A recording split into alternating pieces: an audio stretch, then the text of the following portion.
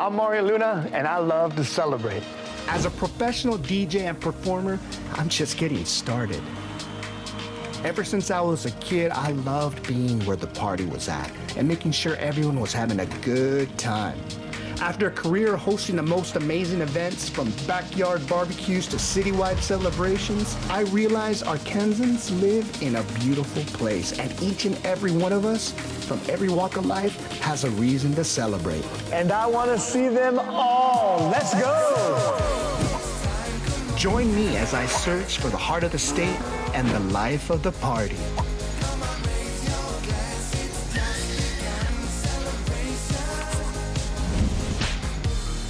On Celebrating Arkansas Holiday Traditions. Autumn in Arkansas is a sight to behold. Nature's bright colors are on full display. The fall signals not only a change in the weather and leaves, but also in ourselves. The start of the holiday season gives us the opportunity to slow down and redirect our focus on the things that really matter: family, friends, and community.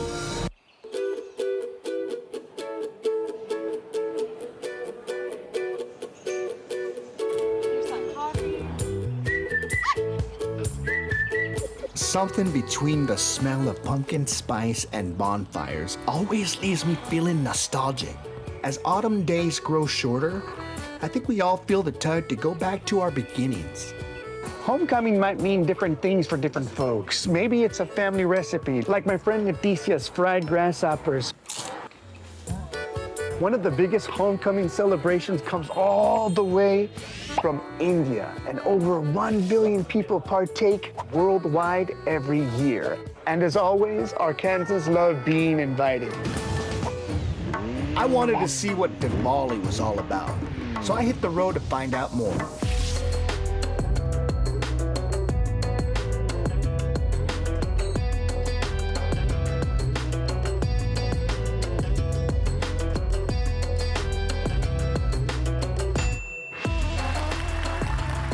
Diwali is a global celebration, which translates directly to Series of Light, in recognition of the small clay lamps or diyas which fill the homes during the holiday. Spanning 5 unique days, Diwali features lavish meals, gift giving, the burning of incense, and Rangoli art. Now sure, Diwali sounds like a great time, especially with the great treats that come with it. But what is it all about? What are we really celebrating? My friend Ryan welcomed me into his family's home for their Diwali celebration.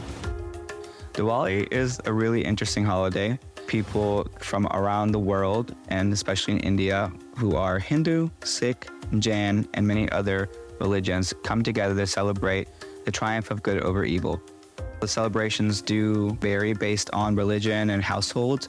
The one thing that also varies is the stories and the reasons and the origin behind why those different religions and those people celebrate Diwali and their type of celebration. Most people's celebration revolves around the noble Lord Rama and his wife Sita. So when Sita is abducted by the demon king Ravana, Rama embarks on a journey to rescue her. When they embark on this journey, Rama isn't alone. Rama is accompanied by his little brother, Lakshmana, and warrior god Hanuman. On this journey, they have this very fierce battle where Rama is able to defeat Ravana, and he rescues Sita, symbolizing the triumph of good over evil. And so after they rescue Sita, they return to their homeland after 14 years in exile, and the village people actually lit a pathway to help welcome them home. So despite exile, it was kind of like, we're here for you, and so when we celebrate Diwali, we kind of use candles and lights to call them home again. Both him, his wife, and his loyal brother and Hanuman. This story is just one of many surrounding Diwali, with many people in India having their own unique telling and celebrations. I wanted to introduce y'all to my family so we can kind of give some more details about Diwali and what it really means to us. Our culture has always been deeply rooted in inviting people in, and I think the more people get involved, I think it really helps break stigmas, brings people together, and I think the more we can bring our fellow Arkansans together, the better. The Indian people honor everybody. They, honor people to come. They are so happy when somebody comes join them in any function of India. In my experience, it's something sacred, but also something so inviting. And there's not many things left in the world that I feel like a lot of people are fully welcomed and supported and invited into. And so to be able to have this and it be part of our culture, it's so meaningful because it helps also break down some barriers. It also brings people together. Get families together. And that's the celebration where the families get together and food together on one table and do the fireworks, eat sweets, and get a chance to meet the whole family. The one thing about our family, we do love our sweets. It's even right there. Despite having different celebrations and different rituals and different beliefs and stories, we're all at the end of the day celebrating good. And despite temptation and negative things going on in the world, we can come together to celebrate regardless of the reason. We invite everyone to kind of join in the celebration, and that's what makes it really special to everyone. The best celebrations and the happiest homecomings are about connecting or reconnecting with other people. I love how Ryan and his family were so open to invite anyone to their Diwali table to celebrate. But what's really impressive is how far that party has traveled. From India to Benton, it's just over 8,000 miles. That is one heck of a hike, y'all. Connecting with others is key to a great party. And as a professional DJ, music helps me connect with any celebration. So there's no better place to get a celebration started than at your local record store.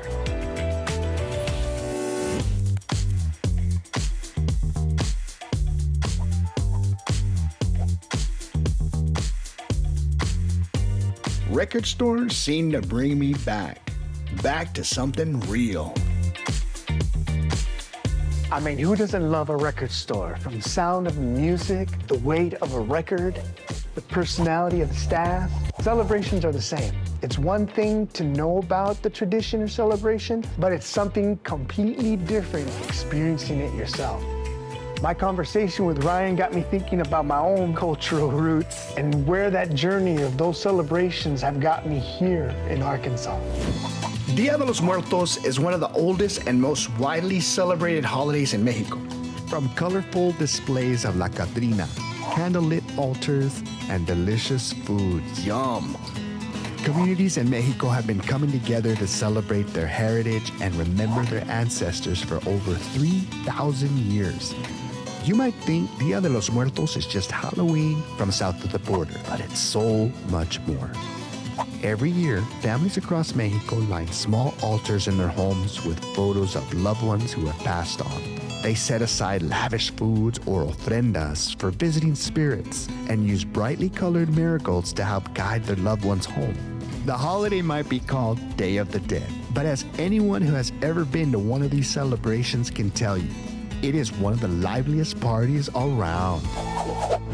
Northwest Arkansas knows how to throw a good party, and Dia de los Muertos is no exception. Come the end of October, these communities host bicycle rallies, costume contests, parades, and music festivals in celebration of their ancestors.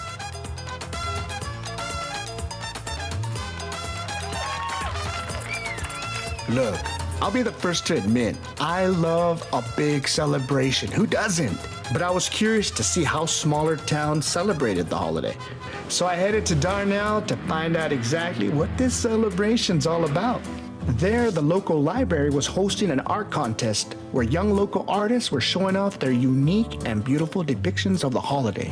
Esperanza Flores is a community leader and artistic mentor, understands the importance of celebrating artists from every culture, especially in small towns like Dardanelle. There's not a lot of Latin artists around the area that are being amplified.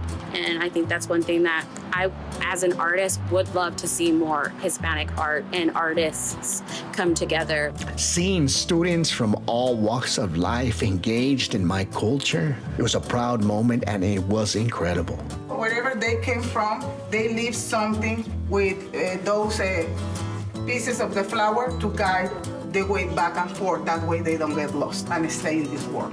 Dia de los Muertos is important to small communities across Arkansas and Mexico, but it means just as much to families celebrating in their own homes. So I visited my friend Leticia in Little Rock to learn more about her family's traditions.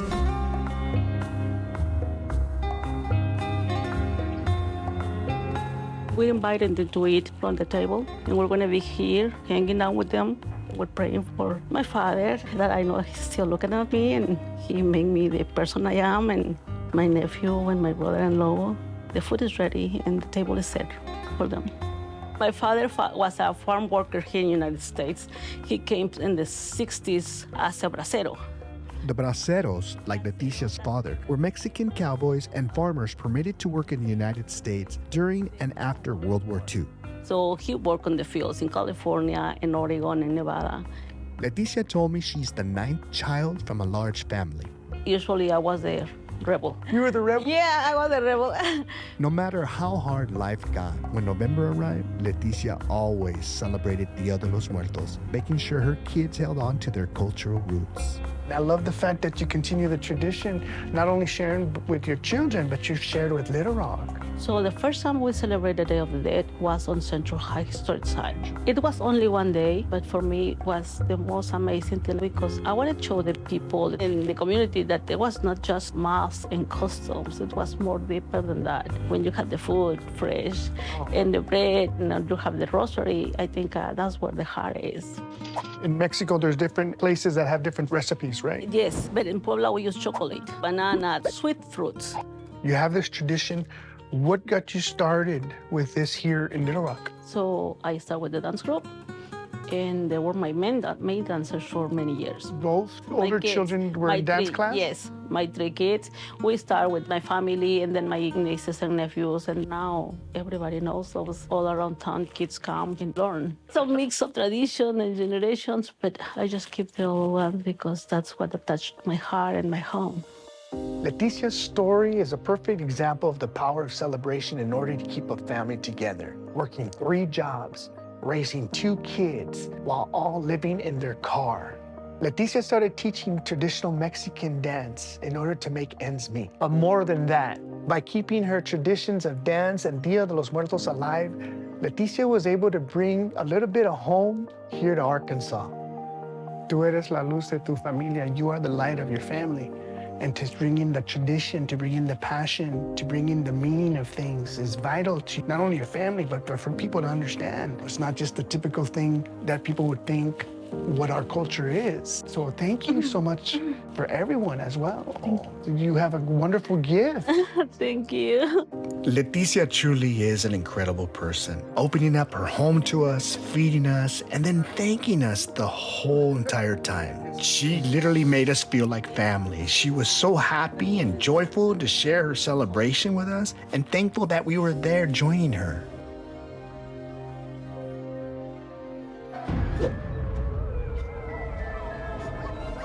You know what they say, a family that celebrates together can overcome anything, no matter how scary.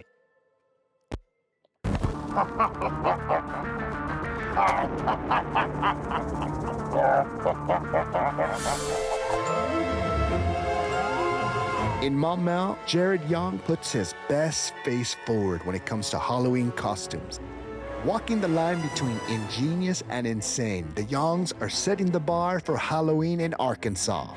I'm Jared Young, and Halloween's a little bit different for us here. We love Halloween in our family, so some of the things that we do is just kind of go all out and make some elaborate costumes. It kind of started with my brother and I think whenever we were really young, we would make costumes that kind of inspired us at the time. You know, things like cartoons that we watched or Star Wars, stuff like that. And I'm pretty picky, so I do like to create my own, and it seems like it's a kind of an outlet for me. So it's cool to be able to come home and kind of use costumes as an outlet to be creative. So I've got a 8-year-old son and a 5-year-old daughter now, and just being able to get them involved in the costume making has just been exponentially more rewarding than whenever it was just me. We start looking at ideas around June or July, because it does take a little while to make the costumes. My wife and I, we have full-time jobs, but we try and knock out, maybe 1 or 2 hours each night and just work on it throughout until October. This has just kind of been, I'd say, a tradition now with me and my family, and hopefully they'll enjoy it enough to where they can do this later on and kind of carry on the tradition of creating costumes or just using their imagination and being creative. Pretty cool. It looks amazing. It is truly incredible what the Youngs can come up with just some simple craft materials and a boatload of determination. But as the most frightening middle school monster will tell you, there is nothing worse on Halloween than being all dressed up with nowhere to go. So I traveled to Searcy to find the Arkansas travel destination during spooky season and speak with the family determined to keep it going, no matter what life throws at them.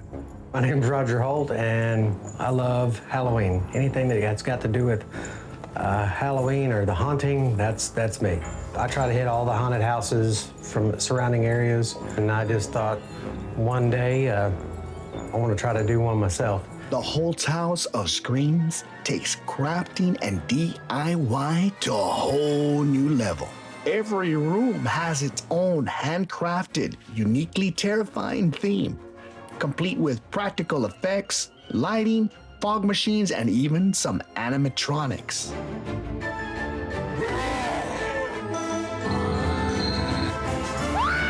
After hearing the screams and seeing people run away in terror, I decided it was a little too scary for me. Yes, I chickened out. So we geared up a brave young visitor to get us the inside scoop instead. Ready? Yep, I guess. Can't believe I'm doing this. Oh, hang on.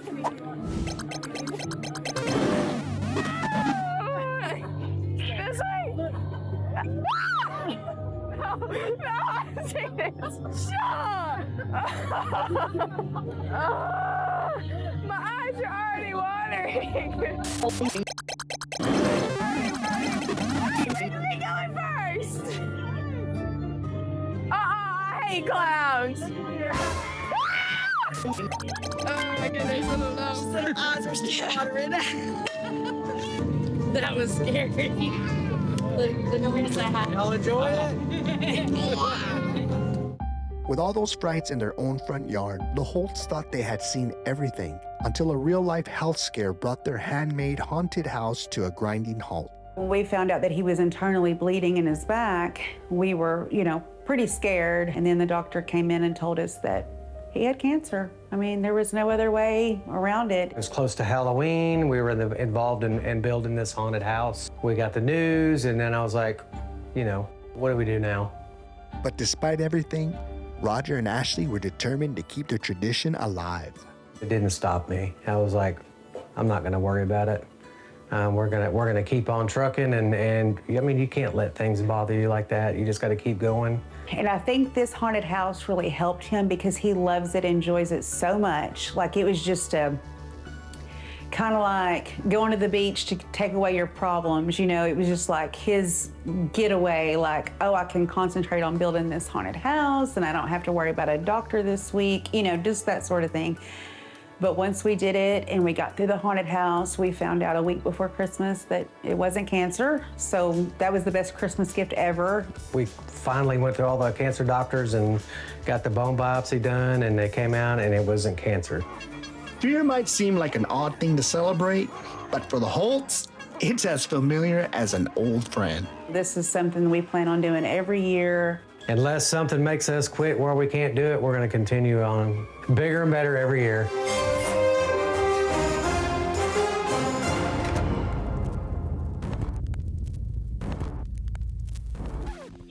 The Holt's House of Screams in Searcy is a great example on how family tradition, no matter how unique, can see us through difficult times. Those across the state celebrating Dia de los Muertos and Halloween do so for many different reasons. Some are keeping the old traditions alive, while others are making new traditions all their own. But one thing they all have in common is their joy in celebrating those traditions with others. Everyone that I have visited have been so thankful, which got me thinking about another fall holiday, maybe the biggest. And nobody does Turkey Day bigger than the New Life Church in Pine Bluff. This is our 6th annual turkey fry. It's become a tradition. If we can get people to donate us 2 thawed turkeys, we will fry them both. You keep one, we'll give the other to a family in need. We try to get started right around daybreak. So we got here about 6 o'clock. We start frying turkeys about 6:30. Our first turkey fry was up in Little Rock, and we did, 60, 80 turkeys or so. And then when I became the pastor down here, we just brought the idea with us, and we'll fry anywhere between 150 and 200 turkeys. And so you're talking about feeding 150 to 200 families.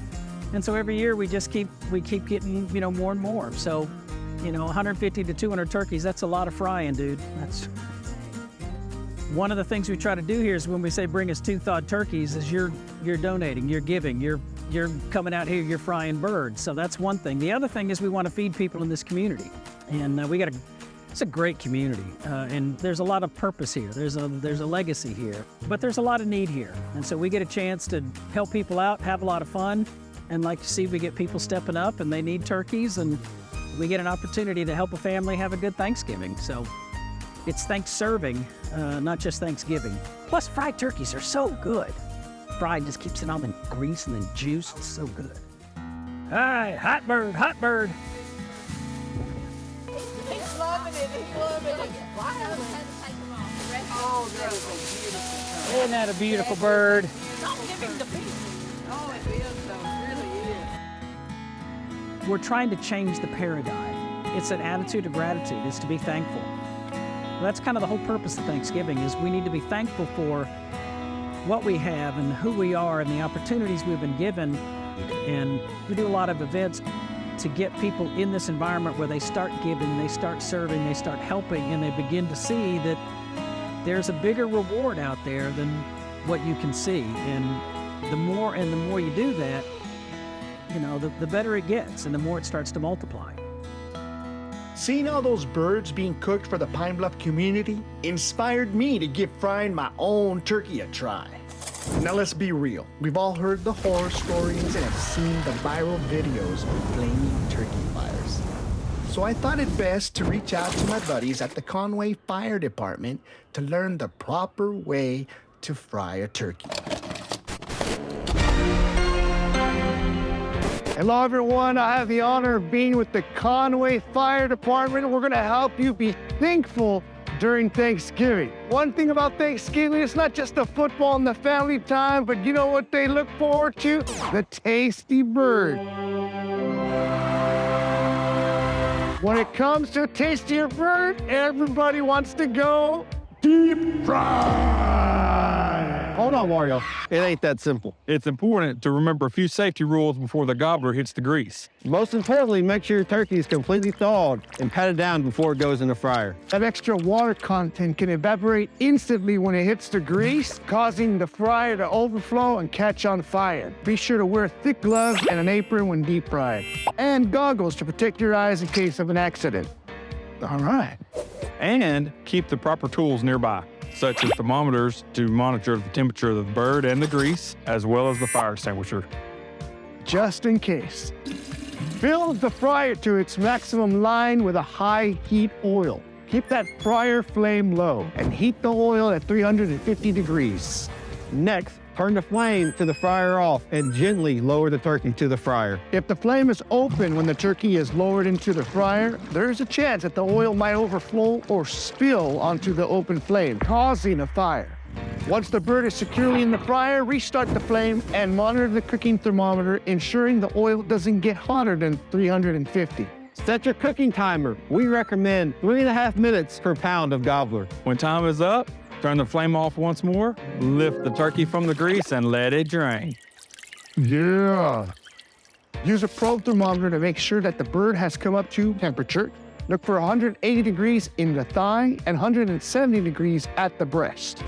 What if people don't follow the instructions that we've shared? I say let's find out. Let's do it.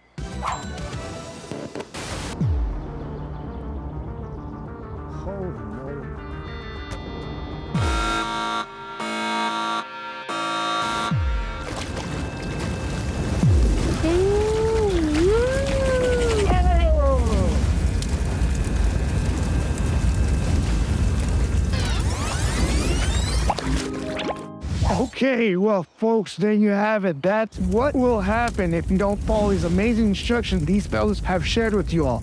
That first turkey, that looked delicious. How about we take it over to the station and have ourselves a feast? Let's go.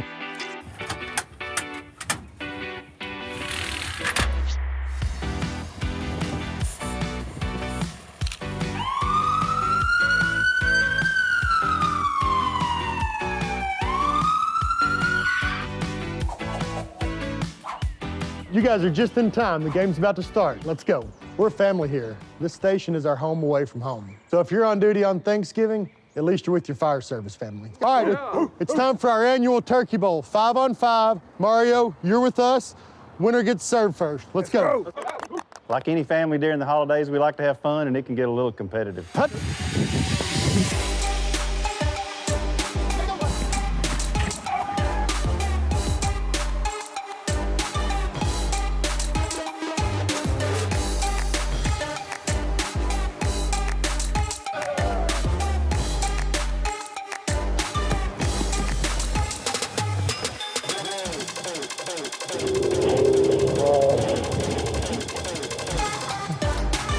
Mario, he thought he had some skills until he showed up here at Central, and we took care of that. Now I don't feel so bad eating all that food. Hey, fellas, y'all ready for that turkey? These guys are our brothers and our sisters. We eat together, we play games together, we do rescues together, we train together. Everything you would do at home, we're doing it together as a unit. Salad. Celebrating Thanksgiving in the firehouse. There's a real sense of brotherhood. It really feels like these guys are family, and some of them actually are. I'm actually really lucky I get to work with my family. My son's been here almost 5 years. It's added a lot to my career, and we have 3 other guys that their sons work here too. We really enjoy it and keep a family atmosphere here. I don't boss him around. I'll let everybody else do that. We've got Our working together is a quality time as well. I see him sometimes more here than I do when we're off. These brave firefighters do everything together. They play as a family, eat as a family, and when that alarm rings, they work as a family. And they wouldn't have it any other way.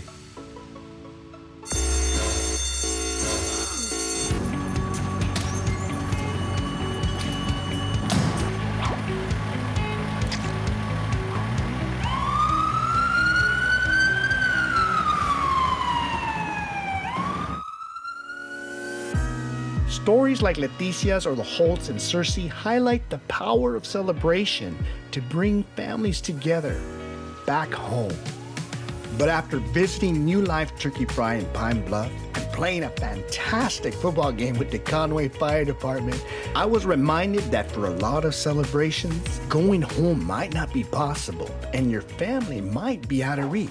That's when I decided to check in on my friends Brittany and Amin, who after living all over the country, now find themselves in Northwest Arkansas, where their group of friends started a unique celebration all their own, turning that tired old turkey day into a star-studded event. It's kind of like Friendsgiving, but it's so much more than that. It's Glamsgiving. It's kind of an event. You know what? It's better if I show you.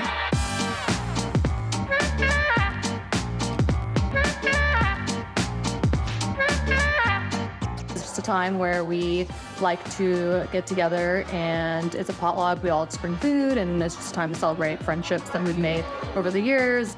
Ramia runs this event every year and honestly could run her own party planning business. She really does a fantastic job of decorating the whole space, but also bringing different groups of people together. There's friends here that I've known for a decade, and there's friends here that I've met 6 months ago, a year ago. But at the end of the day, you know, when you meet your people, you meet them. And that's the beauty of Friendsgiving, is that every year there's new faces. I think we're just so grateful to be part of an event like this.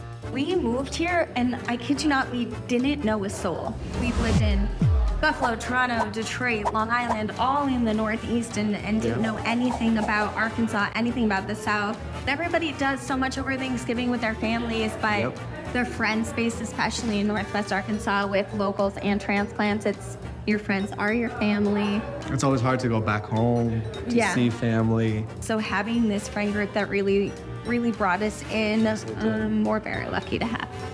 We have such a connected friend space that they're the people we depend on. It's great food, like green bean casserole. We've got deviled eggs, we've got turkey, we've got ham, we've got gravy. But we also have non-perishable goods that we give back to the community. So it's an event for us, but it's meant to be an event that connects us with each other and the community. So we'll definitely be continuing this every year as Glamsgiving and fancy Friendsgiving, whatever you want to call it. We're thankful that we're a small part. Our favorite question to ask people is we say, is this a stop on the journey or is this the end of the line? Yep. Because with so many transplants, it can really be either or. And some people think it's going to be a stop on the journey and it ends up being the end of the line. For us, it's the end of the line. Well, the Diwali confetti is cleaned up, the Halloween candy is collected, and the Thanksgiving table is cleared up. That's it for fall celebration. You think if you teach me a couple steps? Yeah, we can do that. Actually, there's one more thing I need to do. Okay. 1, 2, 3, and then the other. 1, 2, 3, and 1, 2, 3. 1, 2, 3. 1, 2, 3.